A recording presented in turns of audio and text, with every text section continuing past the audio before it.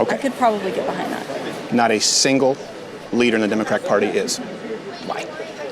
Yeah. So we could get behind that. No IOU policy for these criminals. You're deemed let's use DeCarlos Brown Jr. as a very clear example. We could use George Floyd as an example, too. He was arrested 6 or 9 times. Actually, I'm so Okay, that's fine. I have to go to class. Okay, well, please peruse those sources. Your name is Christina. Let me get your last name so if I want to go see your material. Yeah, well, I perform under a stage name, and I wouldn't say it anyways. Could you write it down for me if I don't show it to anybody? I will write it down for you, but you won't be able to find me. I'm not like a big, I just started a year or so ago. Well, I was going to follow up, maybe if I see it, send you some notes of encouragement, because I could have used that when I was starting. Okay. If you write it down, I promise you no one will see it. Okay. But I don't know how you're going to send me anything.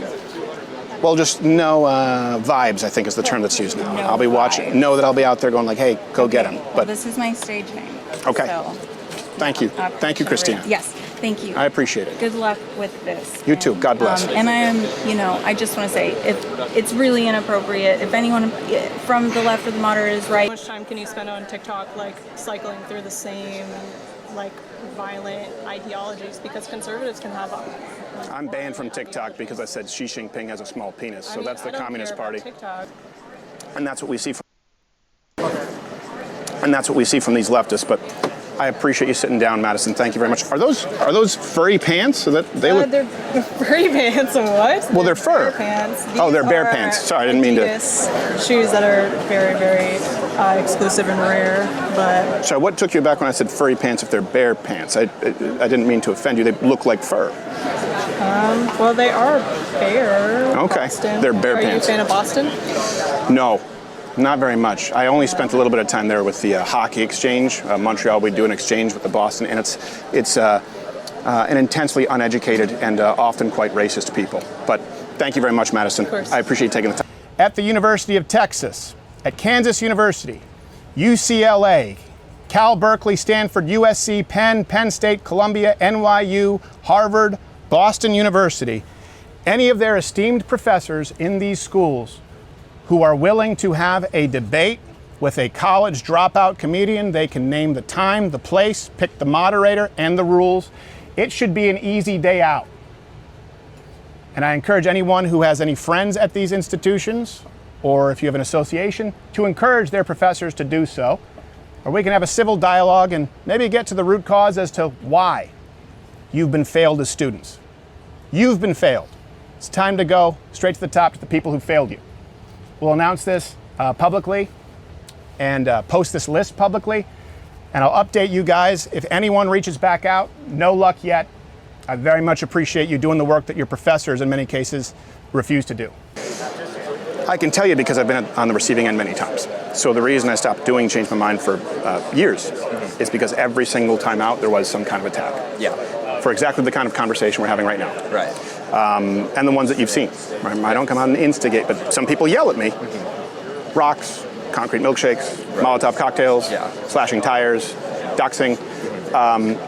With Charlie Kirk, you're just seeing one that got through. Right. He had all the security before he was assassinated in an act of leftist terrorism because there were many close calls. Yeah. So that then empirically, that the recent polls from YouGov, from Reuters show that a majority of those on the left believe that political violence is somewhat to completely acceptable. Yeah. And if this country wants to avoid that, or at the very least, as we've done in the past, understand that there needs to be a major course correction in the approach to communication. That needs to go both ways. And that's why this time, I didn't visit the barbershop merely to listen, but to communicate a very real set of grievances that could bubble into massive consequences. This one goes a little bit of a different direction compared to last time. This is Black and White on The Gray Issue. Right there, the blue shirt. Blue shirt? Oh, Yes, Steven. sir. I met Cedric. I think I scared him. I think he was... How you doing, man? Hey, You doing all right? Yeah, man. How you doing? Good to see you. I need it. You guys all have your beards nice and right. I've never learned how to do this shit. Oh, I see what it is. It's a power move. You have me sitting lower. Yeah, so we can all look down on you. Place where white and black people have conversations. Last time it He's from. He said. Did you have your hand on your piece? You're like, I don't know.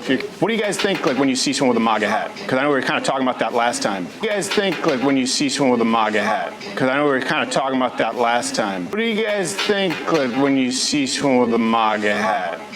It depends on how they present themselves. To me. Yeah. For me.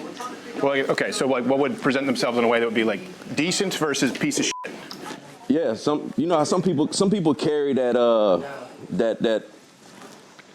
air of superiority. You know how some people carry that air of superiority. Yeah. And if you present that to me, I'm very conscious of that. If you present that to me, I'm gonna respond appropriately. And if you present that to me, I'm very conscious of that. If you present that to me, I'm gonna respond appropriately. Yeah. That's just me personally. What would be like an air of superiority? Like, Just like certain things you say in conversation, and like you said, just in the physical nature of these chairs. Well, in conversation, you can physically go up and down and put yourself above or beneath. So when people do that kind of stuff. Yeah, just to not, it's like, what is it, the crab that has the red under its claws is showing danger? So I don't wear red. It's like, what is it, the crab that has the red under its claws is showing danger? So I don't wear red, because apparently that signifies poison. But yeah, no, there's all these body language experts now. Oh, I see what it is.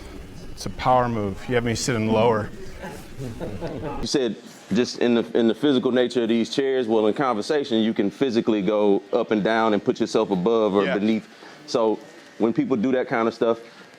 Yeah, race relations between, because last time I wanted to get your perspective, and there's a perspective now in the white community. None of us are an ambassador for the entire community, but things have changed quite a bit the last year and a half. Temperatures have gone up. Temperatures have gone up. But what do you guys think? What do you think we are in the I'd like to chime in and ask you that question. There are a lot of social and economic dynamics at play that have certainly gone, in my opinion, in the wrong direction. I don't think that people really understand the gravity of where we're headed. We are vastly sliding into an autocratic regime here. And I'll give you several reasons. You see, in order to have, you can't have a one-dimensional approach when you're wanting to continue to lead from a global perspective. What you see here today is an isolationism approach, which has never worked in the past because we don't have an understanding of geography and history, all right? And I'll just simply close by saying, you got to understand something. The rest of the world is grossly infuriated with the way America has taken shape. And not only that, we're ceding all our best opportunities to China, right? Look around you in the relationship they're fostering with everybody else, which includes Canada, Mexico, and they've even gone as far down into the Latin American corridor, fortifying their bases, while we're still hollering that we're the greatest. You talking about China, like in the Panama Canal?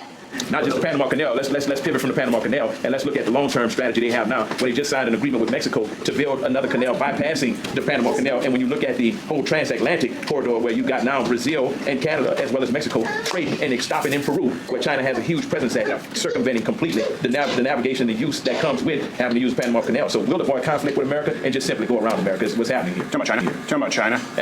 Talking about China. Absolutely. Yeah. No, I want to agree with the first part, autocratic. I think China needs to be dealt with, and this is the first time we are. I'm Canadian. Well, I was raised in Canada. Canada sucks. Yeah. No, I want to agree with the first part, autocratic. I think China needs to be dealt with, and this is the first time we are. I'm Canadian. Well, I was raised in Canada. Canada sucks. Canada is a dog shit country. Canada, the kind of shit we're doing right, you can't do this in Canada. If you say something too offensive or I say something too offensive, You will be jailed in Canada. China? Absolutely. Yeah. No, I mean, I want to go with the first part, autocratic. I think China needs to be dealt with. And this is the first time I was raised in Canada. Canada sucks. Canada is a dog shit country. Canada, the country we're doing it, you can't do this in Canada. If you say something too offensive or I say something too offensive, you will be jailed in Canada. Yeah. That's the thing. So I'm fine with the U.S. being the best country. I came here from Canada because, I mean, I had friends who were arrested. I had a friend, stand-up comic, was fined for telling a joke. I think people realize how good we have it here in this country compared to other countries. But was fined for telling a joke. I don't think people realize how good we have it here. That's the painstaking part about it all, is the fact that, you know, I've always been one to say, and I believe this firmly, freedom is not a right, it's a privilege until you wake up the next morning and find out you don't have it anymore.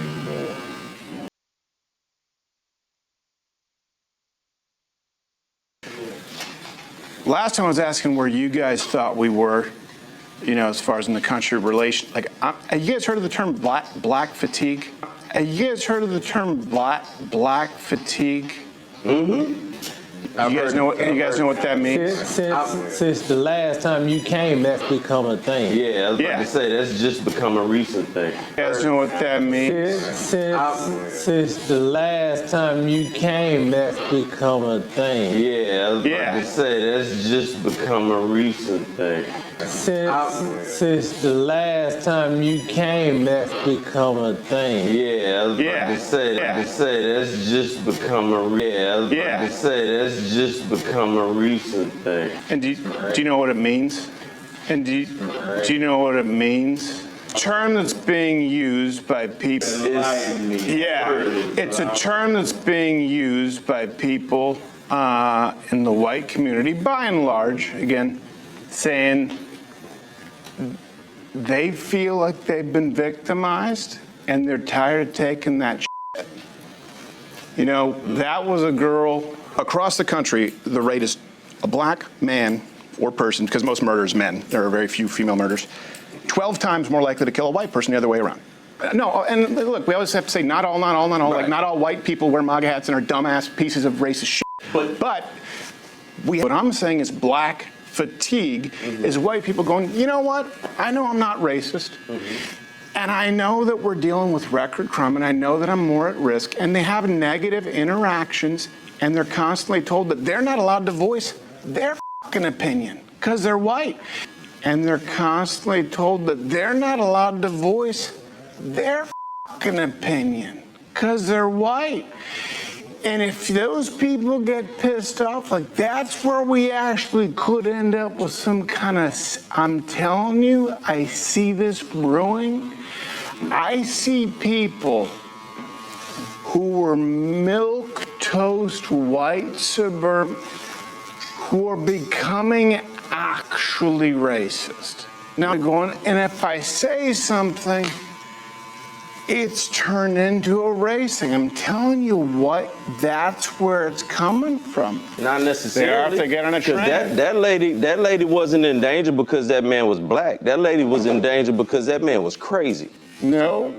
Whenever we want to ask for equality and fairness, it's a problem. There's 3 times to 4 times as much homework than the black kid, and the white kid does 2 to 3.